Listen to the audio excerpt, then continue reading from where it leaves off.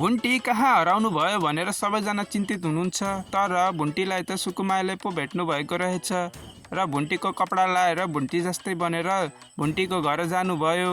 अनि भूपेन्द्रसँग डिभोर्स लिएर आधी सम्पत्ति लिने कुरा गर्नुभयो। त्यो सुनेर भूपेन्द्रको भाउजू धेरै रिसाउनु भयो र सम्पत्ति रोक्का गर्न खोज्नु भएको थियो। तर सुकुमायाले पहिले नै सम्पत्ति रोक्का गरिसक्नु भएको रहेछ। अब आउने नयाँ भागमा के होला? के भूपेन्द्र र भुन्टीको साँच्चीकै डिभोर्स हुन्छ र भुन्टीले आधी सम्पत्ति पाउनुहुन्छ त? कमेन्ट गर्नु है। अब यदि भुन्टीको डिभोर्स साँच्चीकै भयो भने भुन्टी कहाँ जानुहुन्छ? गाउँमा बस्नुहुन्छ कि सहरमा बस्नुहुन्छ होला? भूपेन्द्रको बहिनीले बिहे गरेर गएपछि धेरै दुःख पाउनुभयो, किनकि उहाँको श्रीमानले खाली दिदीको कुरा मात्र सुन्नुहुन्छ।